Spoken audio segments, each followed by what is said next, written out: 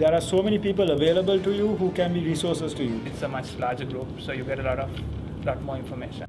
As a voluntary, not-for-profit initiative. Your needs and meet them by finding the right place in the right environment.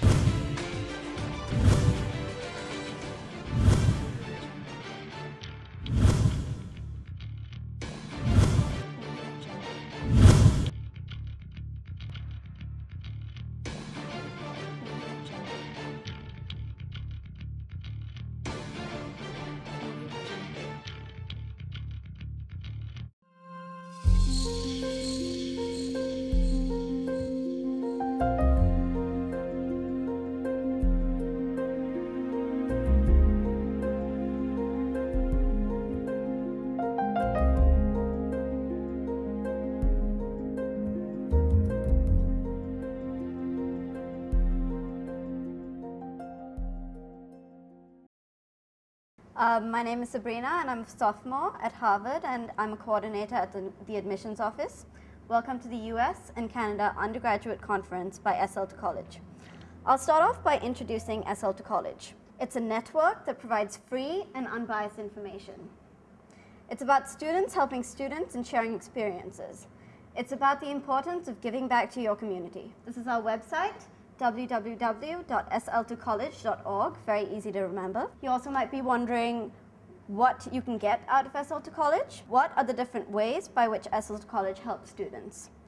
We have an online forum, lots of articles, a mentor program, live web chats, internships, lectures by faculty, exhibitions, social media, and seminars. Our mentors come from a variety of professions and live in many countries. What we are most proud of is our mentoring program. You can get real-time information, guidance, and motivation on a one-to-one basis.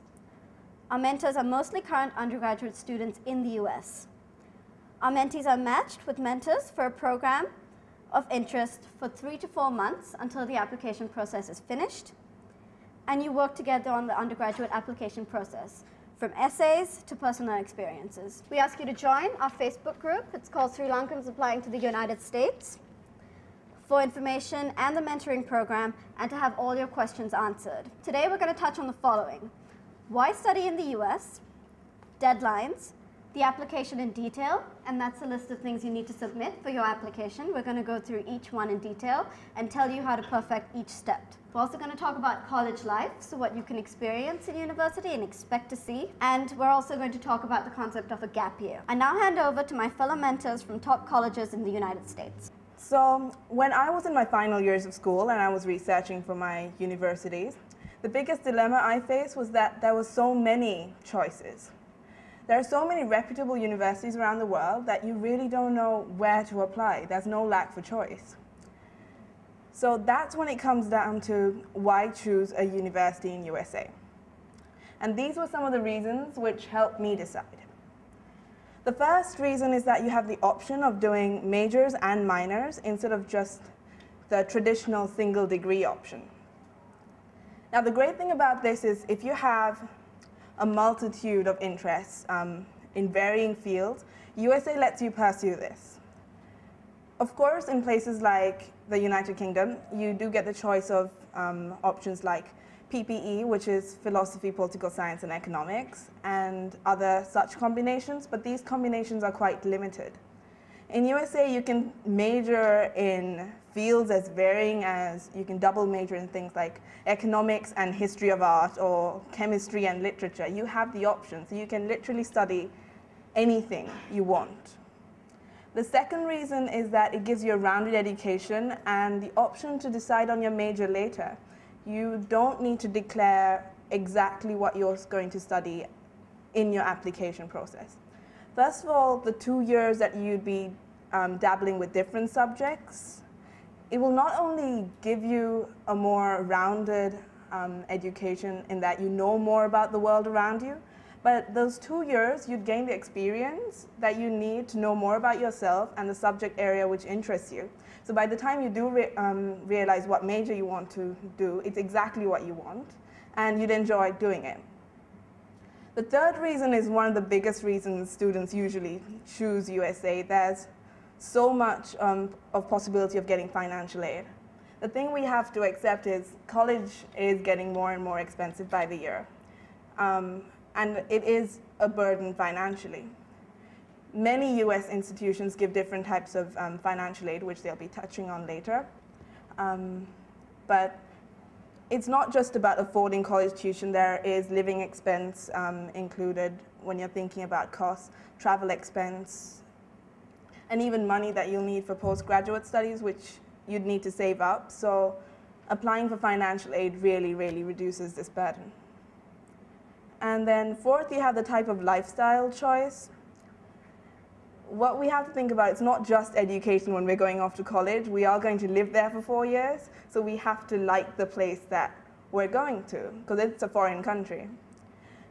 USA is so diverse in that it has different climates, different type of locations, cities, rural areas. You have your choice of going exactly to the place which you fit into. Now the fifth option, we don't usually think about it when we're applying. It's the option of transferring. USA is one of the countries which you can earn your degree, but you don't necessarily need to study in one institution to do that.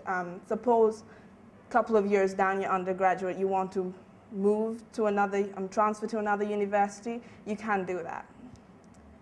And the sixth and seventh reasons, they are basically why I think the university application process of the US is so good.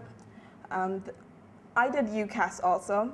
So when you do UCAS, which is the United Kingdom's application for universities there, you have a limit of the universities that you can apply to. You can apply to 5 universities. So you can choose some safety, some reach universities, but the choice is quite limited. But USA, you don't have that choice. As long as you have the time, you can do it. So all you need to do is be a bit organized, and you can apply to all the universities you want. And many people complain about the paperwork that's included in university applications, but it's really a good thing because, like I said in the seventh reason, you have the opportunity to show yourself off, like all aspects of your talents, your passion. You have the supplements, you have the area in the common application where you put your grades down, you have the college essays. So you get to show yourself off. It's not just about grades. If you're a great swimmer, you have a chance. If you have a great artist background, you have a chance. You have your niche in universities, and universities try and find you uniquely as students. And the last reason is universities in USA are some of the best ranked in the world. Universities shown there are top institutions from all over the world. But as you can see, the blue is USA, and there are a lot of the top universities. The universities there are in no particular order, but they're the universities who keep getting repeated in many of the top ranks. The 2 links given there are topuniversities.com and US News Rankings, and they're very reliable.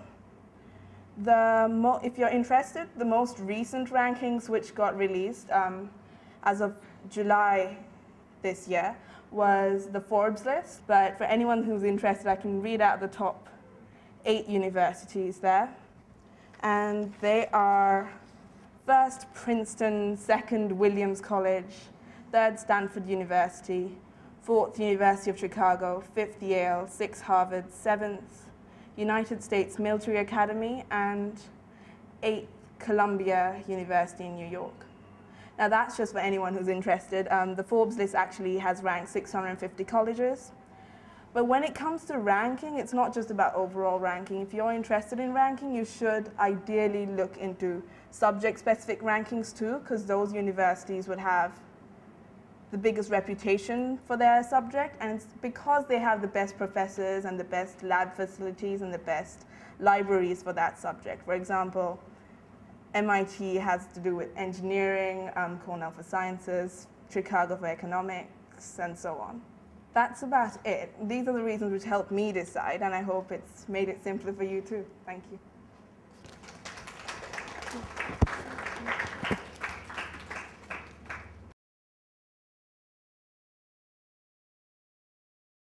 Okay, hi, my name is Tamara Fernando. I went to school at the Colombo International School and I'll be going to Harvard University this fall. So I'm going to talk about deadlines, which is basically when you need to apply to the universities you want to go to. So if you look at it this way, I'm basically going to group it into 3 groups. First, we're going to look at rolling admission policies, then early decision and early action, or ED and EA, and then lastly, we'll look at regular decision. So if you're applying to college in the United States, there's generally 3 ways you can apply. That's the ways up on the board. So the first type of admission policy that I'm going to talk about is rolling admissions policy. Now this admissions policy basically means that the university gives you a really large window within which you can apply to this university. So the window would probably have already opened and sometimes closes as late as February. So you have a number of months within which you can submit your application. So the advantage of this kind of system is obviously you have a lot of time. If you're lazy or you take a lot of time to get your tests done, that kind of thing, there are advantages to this system. One thing a lot of people talk about though is that is this thing called the no deadline myth, which basically means even though the university tells you you have till, let's say, the first week of February to apply, it doesn't necessarily mean that it's best to apply on the 31st of January. So generally, what advisors tell you is that if you're looking to get really good aid, or even if you're just looking at maximizing your chances of going to that university, the earlier you apply to the university, the better. Another advantage of this system is generally most universities that have a rolling admissions policy will evaluate each application as they come in. So they don't wait for, let's say, all 3,000 candidates to apply. They evaluate each one as they come in and then issue you an email or a notification within a few weeks as to whether you've been admitted to that university or not. So that's also an advantage, obviously, because you don't have to wait till a particular date or deadline to figure out whether you've been admitted or not. So that's just a few universities there that offer this kind of admission policy. The next type of policy is early action or early decision. The two are kind of different. I'll talk about that later. So basically, this type of system means that you apply to these colleges earlier than you'd apply under regular decision. Generally, the deadline is the first week of November, November 1st to the 15th, rather than the 1st of January, which is when you'd apply if you were applying under regular decision. If you apply early, it means you get your decision on the 15th of December rather than generally, I think the last week of March if you apply under regular decision. Now the advantage of this kind of system, or why you'd want to use this kind of system, is if you have one particular university, is generally if you have one particular university you really want to go to. To explain this, I'll talk about early decision. What early decision essentially means is if you know you really want to go to Princeton University, then you apply only to Princeton University. It's just one university for early decision in November, and you're signaling to that university, this is my #1 choice and this is where I want to go. If on the 15th of December you get accepted to that university, you are obligated to go to that university. So you don't have the option of applying to other schools in January because Princeton or wherever was your #1 choice and that's where you want to go. So it's called a binding contract because once you apply to that university, if you're accepted, you don't apply anywhere else. If you're rejected, obviously you have the freedom to go wherever, to reapply wherever come 1st of January. Early action, on the other hand, is non-binding. So let's say again you apply to Princeton 1st of November, you're accepted on the 15th of December. You could still then apply to other colleges in January under the normal cycle, receive your acceptances from those universities in March, and then in April or May confirm which college you're going to. So if you apply early action, you have a lot more scope for choice as opposed to early decision, which limits you to just one college. Another thing, early action, there are 2 types of early action programs. You have restrictive early action and non-restrictive early action. If it's a non-restrictive early action, you can even apply to more than one school under their early action program. I hope that was clear to everyone and not confusing. Regular decision, very straightforward. You generally apply by the first week of January. Obviously, some schools do stretch out the application deadline for longer than that, and you receive your decision generally around the end of March or the first week of April, and you respond to the universities as to whether you're going to go there or not by the 1st of May. Again, you can apply to as many colleges as you like. A few pointers: just because your admissions deadline is, let's say, the 1st of November, doesn't mean your test cutoff date is also the 1st of November. So what this means is generally most colleges, if you're applying in November, will let you take your test, the SAT or TOEFL or whatever, in November as well and send your results directly to the university. Even if you're applying under a normal admissions policy and you have to apply in January, you sometimes are allowed to take, let's say, your SAT as late as February and send your results directly to the university. So that's basically it as to the 3 types of application systems. You either apply normally, you can also apply under rolling, and you can apply early action or early decision. I hope that helped, and you can ask us questions in the Q&A session after this. Thank you. So you log in at www.commanapp.org, very, very simple. And it consists of a few things. You need to send in your contact details, your family demographics, so where you're from, and where your parents went to school. You also need to send in your secondary school information, because they need to know where you went to school and how many people were in your class and stuff like that. You also need to give your academic results. You need to submit your grades, your SAT scores, your transcript, and any honors. Honors are special academic awards or national or international awards that aren't related to extracurricular activities. You also need to put your extracurriculars down. There's a special section for that, and I'll come to that soon. You also need to attach your resumes. So what I encourage a lot of people to do when they join the Facebook site is to start making their resume now, because you're going to have to attach it at some point. And if you make your resume early, you find it very easy to add all of your achievements to the extracurricular achievements form on the Common App. If you took a gap year, you also need to attach a form saying what you did during your gap year. I took a gap year, and what I did was I got my principal to write it, because if you write it, obviously you can make things up, and if you have somebody else who's written it, there's always some substantiality. And of course, there's the essay, which Cassie will talk to you about. This is the first page of the Common App, not intimidating at all. It's what you get when you sign in when you go to the website. You fill in your personal information there. The page is a little longer, but I had to crop it. This is the academics page. It asks you for your exam grades, like I said, your class ranking, and your test scores, as well as your subject tests and any subjects you did in school over the last 4 years. You can't lie about your class rank, because your guidance counselor will be submitting another form that compares to yours. This is the extracurriculars page, and this one I really, really wanted to include because it's very different from any other form that you'll see on any other application to any country in the world. As you can see, there are a lot of bubbles and a lot of lines. The extracurricular activities page allows you to show what types of activities you are involved in and how involved you are in each of these in terms of hours per week and awards or leadership positions you've earned. Include your achievements here on this page instead of listing them in your essay, like you would do on a UCAS essay to the UK.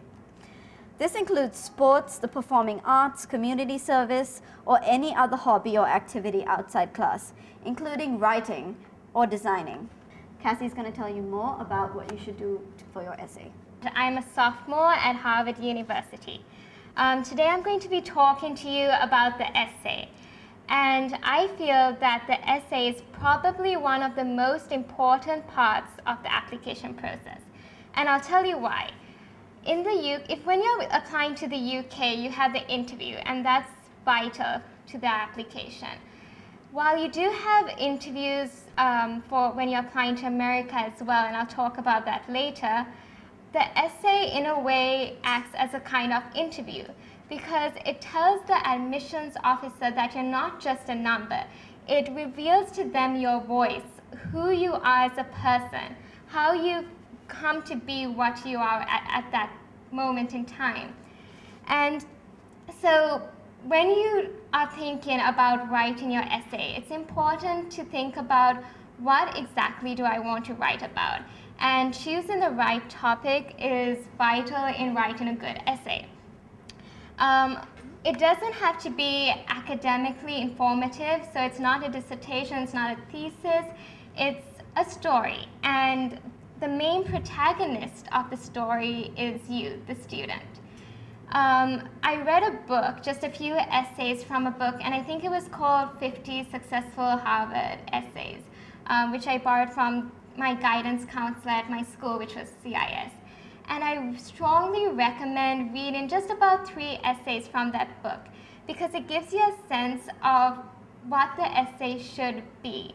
And I don't recommend reading more than 3, because then you start to ape, those student styles. And it's important that you have your own writing style, your own unique voice. Avoid the list. It's not a CV, so don't just write, I did this, blah, blah, blah, right?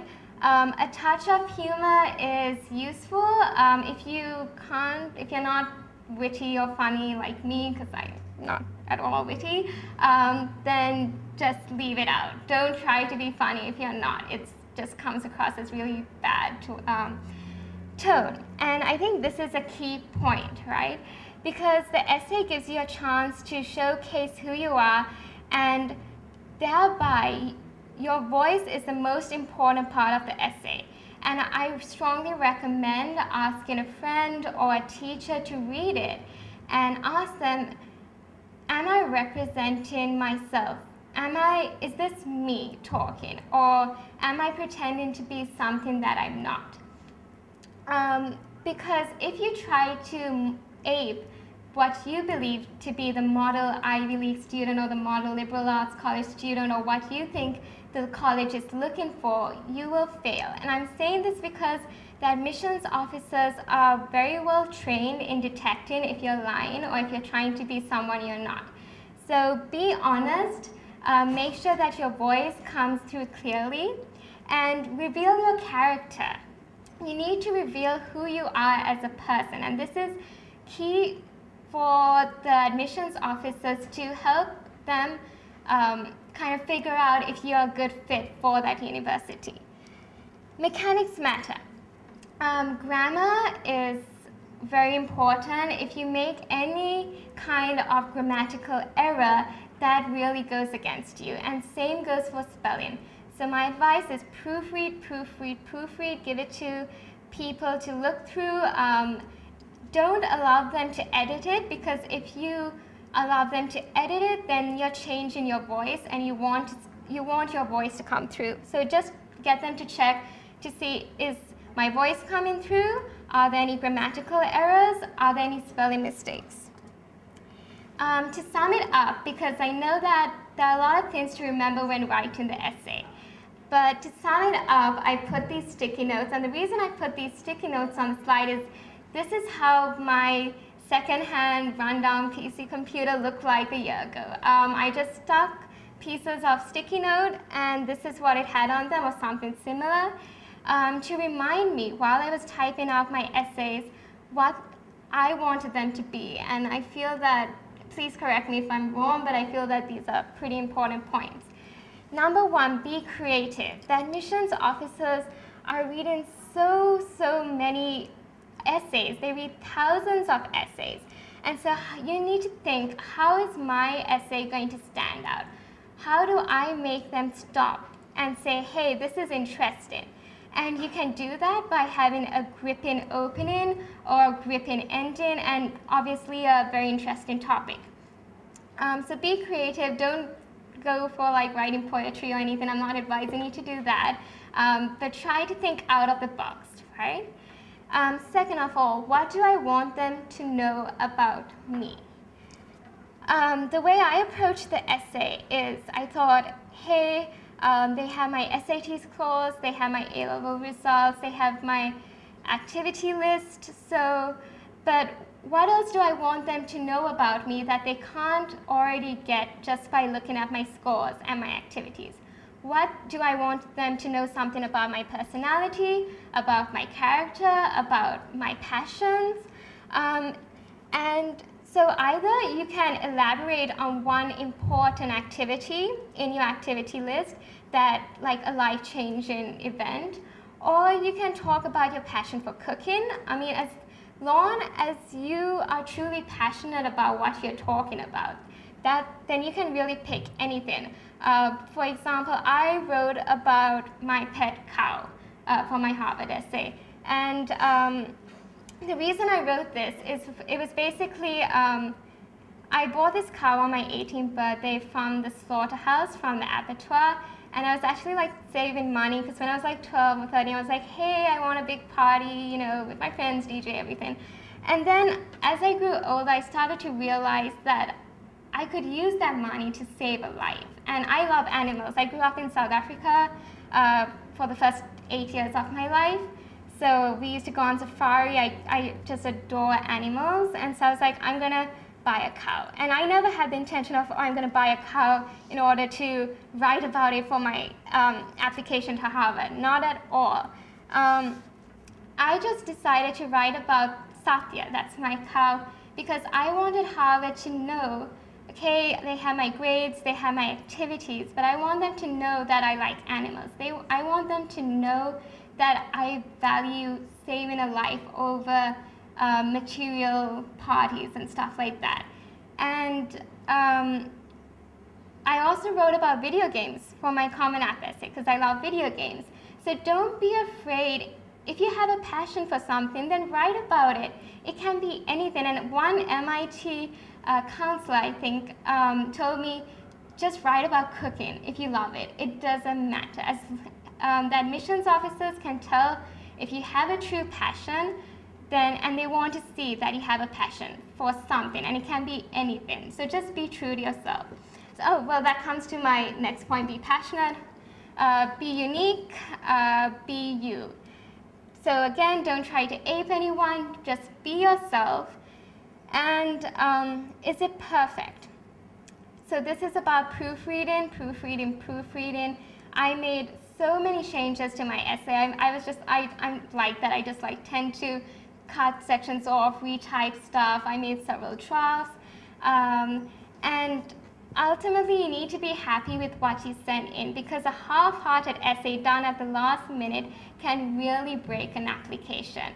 But a well-thought-of essay done early can make an application.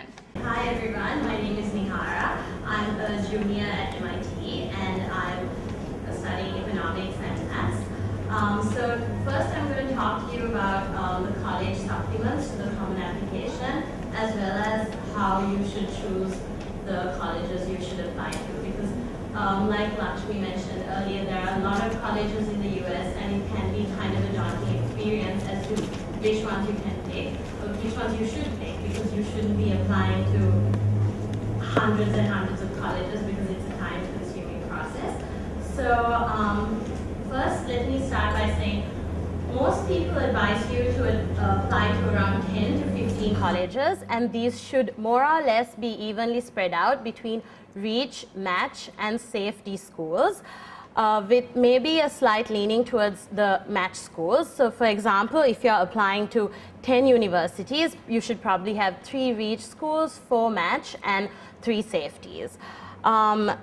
So what are reach, match, and safety schools? So these schools vary from person to person. Like my reach schools would be different to your reach schools. You need to identify what your level is and then identify what the other college levels are. So a reach school would ideally be a college whose academic standing you kind of fall just short of, or you're almost kind of there. You have to be realistic in this process. Like for some people, Harvard may be a reach school, but for some people, Harvard is a dream school. Like you have very low chances of getting in, so you need to be realistic and true to yourself and figure that out. Match schools are schools where you fall within their academic credentials and the average incoming freshman, or you might be slightly on top of their class. And then safety schools are schools you should feel very comfortable about getting into. Basically, your academic achievements should be quite above those colleges. You usually, to compile this list, you should use average SAT scores, average GPA scores, and acceptance rates. The other things you should consider when deciding which schools to apply to are, do they offer the major you're looking for? Do they offer the extracurricular activities you're looking for? Do they offer financial aid, depending on whether you're applying for financial aid and how much financial aid you're thinking of applying for.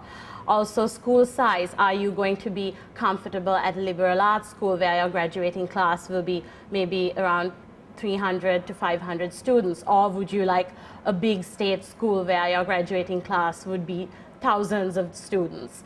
Another one would be location, because the US colleges are in cities, in suburban areas, and in rural areas. So you need to figure all of that out and take it into account.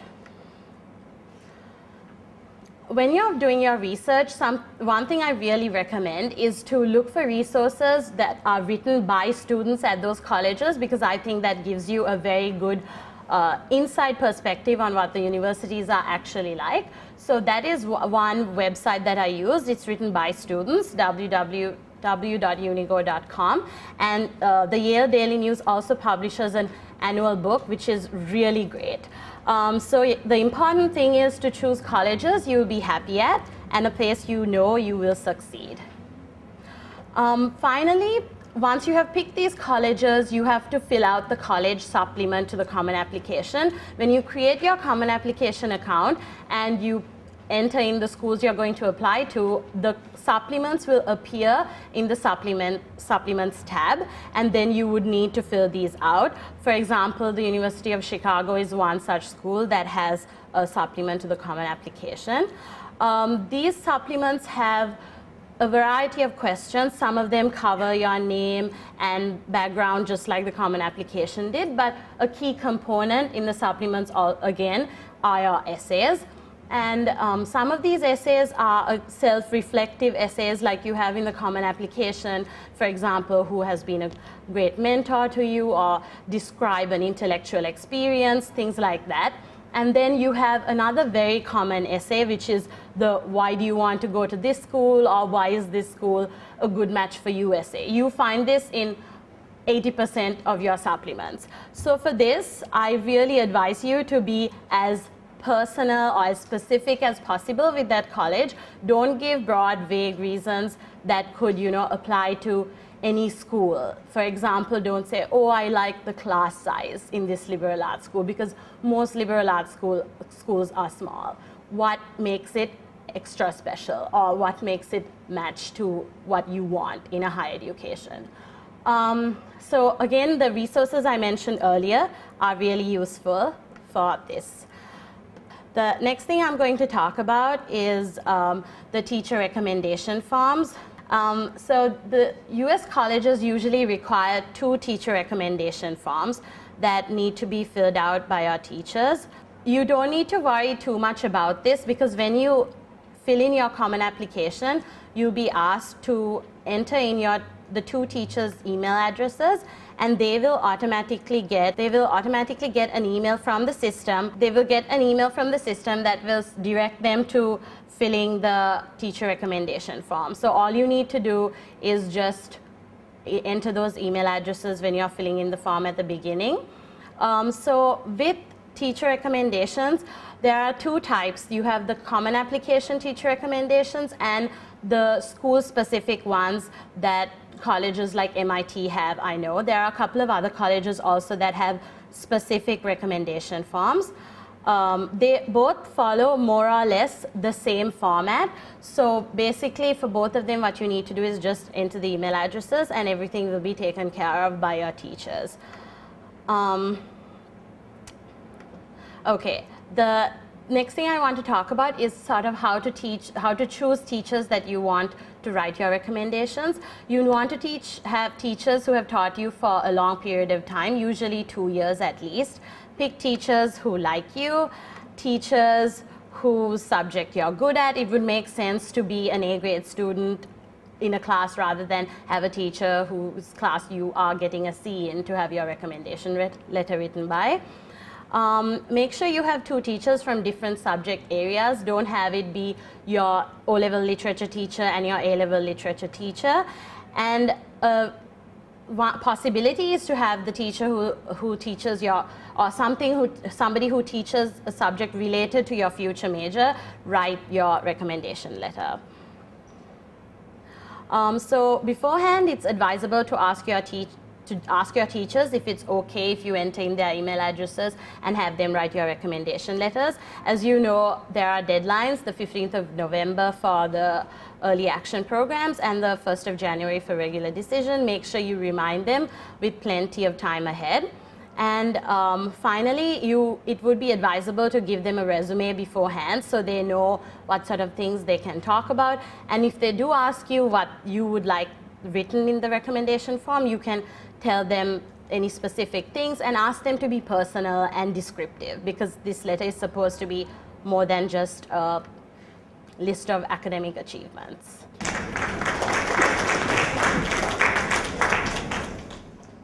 So I'm going to talk to you a little bit about the other prerequisites to applying to college. So I'm going to talk about the SAT, the SAT-2s, that's the subject test, and your TOEFL test. So your SAT, which is the main exam that you generally take before you apply to colleges in the US, is kind of like a general education assessment.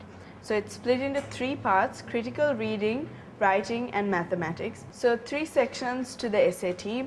You register online generally. You can also go to the Fulbright Commission and get them to register for you, or through the Fulbright if you want to. There's a website up on this screen if you want to register online. It's scored out of 2,400, 800 points for each section.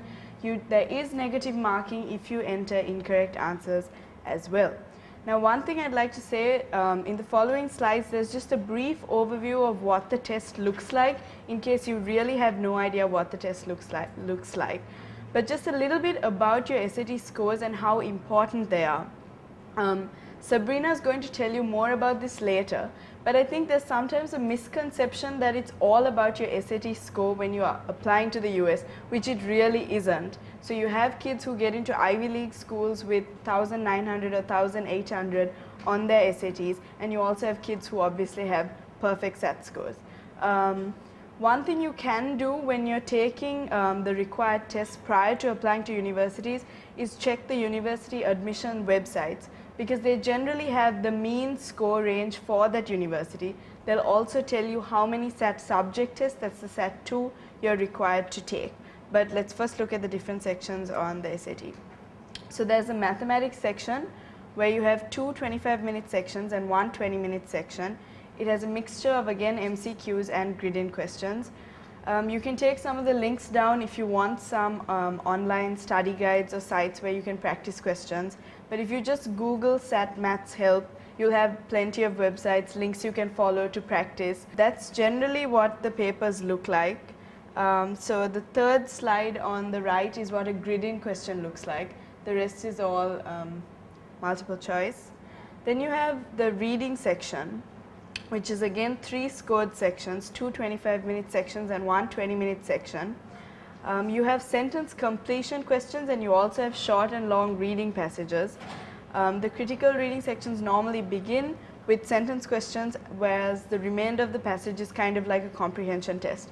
Again, some links if you want to take them down. What a lot of people do is they put a lot of time into studying vocabulary lists, which is basically big words that you wouldn't normally use in conversation that the SAT tests. And people write these words down and memorize them and stuff. It helps you with your sentence completion exams. That's what the critical reading sections generally look like. So the first box up there is what a sentence completion question would look like. You basically pick the most suitable or the best answer out of the 5, even though sometimes all 5 would be kind of applicable. The third section is a writing section. So you have MCQs where you identify errors, so that's generally to do with grammar and sentence improvement and paragraph improvement. You also have an essay, which is the first thing you actually write if you're actually taking the SAT. This is 25 minutes long, and you generally get a little bit of a passage to read, and then you get a prompt asking you for your opinion or for you to basically take a stance on a particular issue, and then you write this essay on it. Again, they're just trying to test whether you can communicate in a clear and coherent manner. Can you organize your answers? Do you know how to integrate examples into your writing? That kind of thing. It's simple if you practice. You should. There are SAT tutors, people who give SAT tuition in the country. You could also just get a book and study it yourself. If you're willing to do the reading, it's really not that difficult. There are plenty of people who self-study and manage to get excellent grades on their SATs. Okay, deadlines for that test. You can't take, the box there shows you basically when the SAT tests are available. They aren't available every month, as you can see, but it's generally during the college application months that you get test dates every month. So you cannot take your main SAT and your subject test on the same testing date. You can, however, take up to 3 subject tests on the same day. So you'd go in on a Saturday morning and you'd sit maths, physics and chemistry back to back if you wanted to. Now taking SAT-2s or your subject tests, some universities require subject tests, not all universities do. Most people choose to take 2 or 3 of the subject tests. Sometimes they cover what a general A-level syllabus would be for that subject, sometimes they don't. I know people who do subject tests without having done the same subject at A-level. There's a list coming up of the subjects that you can take. There is a fee for the tests, and you should register at least a month in advance, especially during October, November, December, because there's going to be a rush because everyone's applying. You can retake your tests basically as many times as you want to, as long as it fits in with your deadlines. Obviously, if you retake your test, you have the option of getting a better score. Your universities also will not see the scores you've got on previous tests unless you choose to send it to them. So you could have taken the test, let's say in January, and just to assess where you're standing, and you can choose not to send that result to your university. You can also super score, which means that if you take the test multiple times, you can combine your highest score for each section and put them together. So if you got a higher math score in November and you get a higher English score in December, you can put that with your reading, whatever, and super score on your SAT, which is also helpful. Obviously, other advantages to taking the SAT is retaking the SAT rather, is you familiarize yourself with it, and you also know how to pace yourself. It's a long exam, that kind of thing. So it helps to retake it. SAT subject tests, those are the subjects that are offered. Economics is not offered. Lots of people try to take it, but it's not offered. Maths 1 and Maths 2, I didn't do either, but if you're a further maths student or a pure maths student, you should look into that.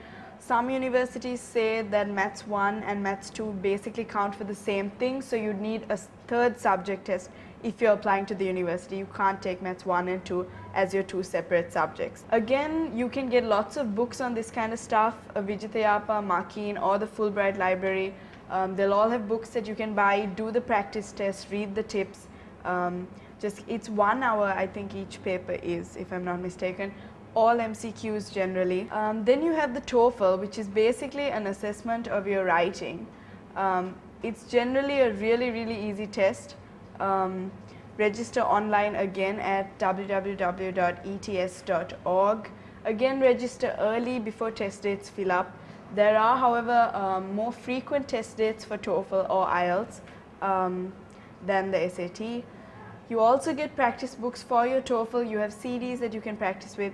I think if you're doing the TOEFL, there is a speaking section as well, and you also have to listen to people speaking and then answer questions on the computer screen if you're doing this. Basically, check with your universities when you're taking these tests and registering to take these tests, whether it's the score range, what they expect from students, how many subject tests to take. If you've studied in English, do you need to take the TOEFL at all? Obviously, it helps though to pad up your application with as much as you can. So even if your university does not require subject tests, it may obviously help to say, oh, I got 790 or 800 out of 800 for my physics subject test as well. Read up on this kind of stuff, and the internet is your best resource for this kind of thing. There's lots of information there if you want to look at it. Thank you. Good evening, everyone. I'm Jairwan. I study chemistry at Kutztown University, Pennsylvania. I'm going to talk a little bit about financial aid. Financial aid is a general term, and it includes loans, grants, and scholarships. And I'll go through each one of these individually. First, we can take a look at need-based aid. When a college is need-blind, it will not put you at a disadvantage if you are applying for financial aid. This is really good for students applying from countries like Sri Lanka, because studying in the US can be a little bit expensive. So there are a couple of colleges that offer need-blind aid for international students. I have them listed up over here, and you can also see this list if you join our Facebook group. When you get need-based aid, it helps you pay for pretty much everything. So you can pay for tuition and room and board and books and supplies. And then we can take a look at loans. They have to be paid back, obviously, and unfortunately. But they are usually, the interest rate of these loans are really low. These are educational loans, unlike the loans they offer in Sri Lanka with like 15 or 16% interest. These loans offered in the US have an interest percentage at like 2% maybe. So it's really good to apply for a loan if you need one. And these loan policies change from university to university. And some US universities don't offer loan policies because they can afford to give you a grant, which comes to my next topic. Grants comes in various forms, and they are like research assistant, teaching assistant, and graduate assistant. Usually, most of the officers in the university have a position for a graduate student or undergraduate student called graduate assistant. So when you get this position, you don't have to pay tuition, and you also get an amount of money to spend on your books and supplies and room and board. So it's a really good deal. But unlike scholarships, they expect something from you if you are given a grant. And then there's scholarships, which are awarded for academic achievements, special talents, and leadership potential. Some of these scholarships require a separate application, but there are some scholarships that you will be automatically considered for the scholarships when you apply for the college. And in most cases, you are required to maintain a certain level of GPA or take some of the classes they offer to maintain the scholarships. There are some impressive financial aid policies. I'm not going to go through each one of them because you can see them in your handout. And of course, if you join the Facebook group, there's a complete document containing all this information. This is the scholarship checklist which you need to complete in order to apply for a scholarship. Obviously, you need to apply for the university first. Then there's the personal statement or the essay, which is very important, like Cassie mentioned, and previous academic transcripts. And this, you cannot send your academic transcripts yourselves. Your guidance counselor or your advisor has to send your transcript to the university directly, because if you send your transcript by yourself, they won't be validated. And a list of extracurricular activities, any volunteer work if you have any, and you need to tell them why you deserve this scholarship over the other applicant, because in the US there are like thousands and thousands of high schools, which means there are thousands and thousands of sports captains and leaders and everyone. So you need to be unique, or you need to tell them why you deserve this over the others. And this is a list of colleges that offer the international student the most financial aid. And again, you can see this list in a group, so I'm just going to skip over it. And these are some very useful links. If you go to our SL2College website, and you can go to the resource section, you can see all the success stories and how to apply for all these financial aid and all the recommendation letters and everything. And there's one thing I need to tell you before I leave here, and that is there's a myth saying you need to have the greatest grades to apply for a scholarship, which is not true. There are a lot of scholarships offered for academic achievements, but there's a fair share of scholarships offered for students who have done their share of interesting things. So you never know unless you try. Thank you very much. Talked about college supplements before, but those are the essay supplements. These are very different to that. These are optional. There are two types of supplements, the art and sports supplements. Now these are basically to show off any extra talents that you have that are not included in the common application. These are optional. And when I say optional, it's very, very logical to think, why should I send this in? There's already so much of paperwork with the essays and the common application. Why it seems logical that you need to spend more time on those, and why prioritize supplements. And this is almost correct, because when it comes to college admissions, a lot of priority is given to your SAT grades and your essays. However, what we need to realize is that every year, college admissions is becoming more and more competitive. There are so many students out there who are writing wonderful essays and have top-notch exam grades. That's when supplements come into play. Sports and art supplement give you the chance to show off your talent. Like if you're a musician and you've taken part in so many concerts, if you're an artist who's given out so many exhibitions, if you're an athlete who's taken part in the Asian Games or are the captain of your school team for cricket or something, then the supplement's definitely for you. You should definitely do it because it'll help you shine in the applicants pool. But the red box there is quite important because universities are looking for extraordinary talent. Now what you've got to realize is that universities receive thousands of applications a year, and the admissions person is human and they have to read through hundreds of applications. So when they take up a supplement, and if it's done half-heartedly and it's not, they can see that it's not really a passion of the student, they've just done it for the sake of sending something in, they may not necessarily consider a thicker student file to be a better student file. So you have to really think whether it's your passion. But if it is, and you have spent a significant time on this hobby of yours or extracurricular activity, then definitely go ahead and send it in because it will help you. Now I'm going to talk a little bit about the art supplement specifically. I did the art supplement for the University of Chicago. When it comes down to tips for the art supplement, most universities accept the common application art supplement form, but some universities do have their specific forms. You'd have to research on your university of choice to find out about this. And universities like Columbia University and University of Chicago actually have their separate portals. So instead of doing up a form and sending it to the common application and then posting your work to the university, here you would fill up the university-specific form and upload your work onto the university's portal. So you really have to research whether, how the universities want their work, because if you send it in the wrong way, they might not consider it.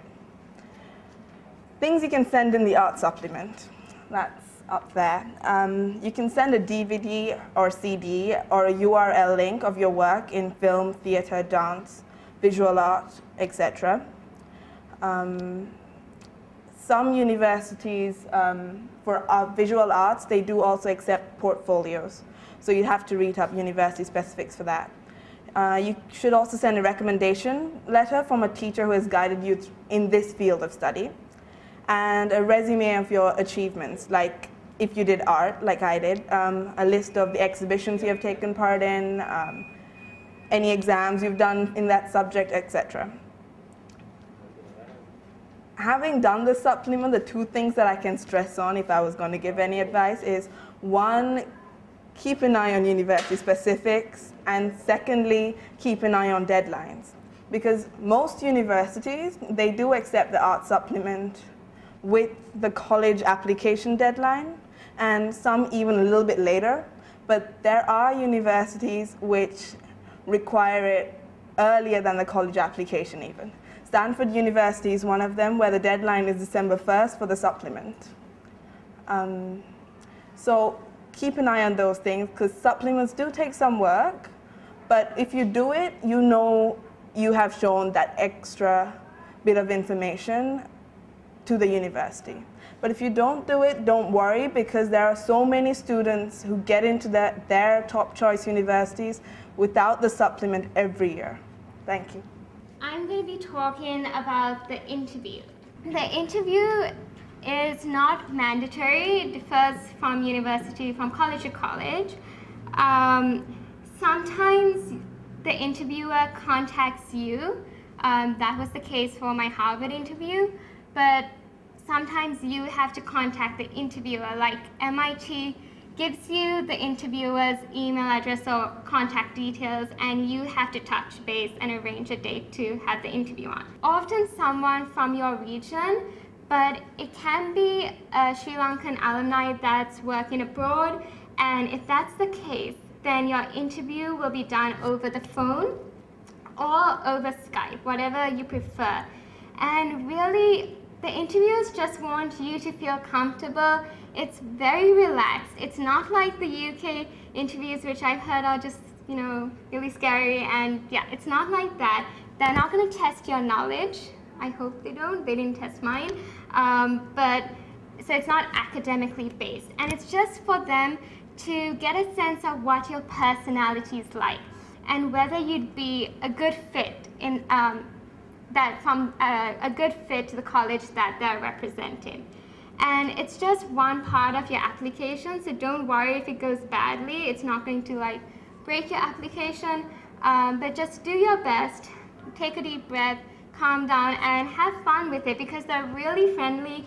They try to make you feel comfortable. It's a two-way conversation, so it's not, you know, a person sitting behind a desk saying, asking you like questions and trying to basically trip you up. They're not going to try and trip you up. It's a two-way conversation. They expect you to ask questions as well, because otherwise the interview is going to be really boring. But be careful about what questions you ask, because if you ask questions that you can get from, say, the university's website, that's going to show them that you're not really interested in that college and that you haven't done your research. So ask them questions about the experience, or, you know, important questions that perhaps you can't really get from the website. And this is just a chance for you to talk to someone who's been there.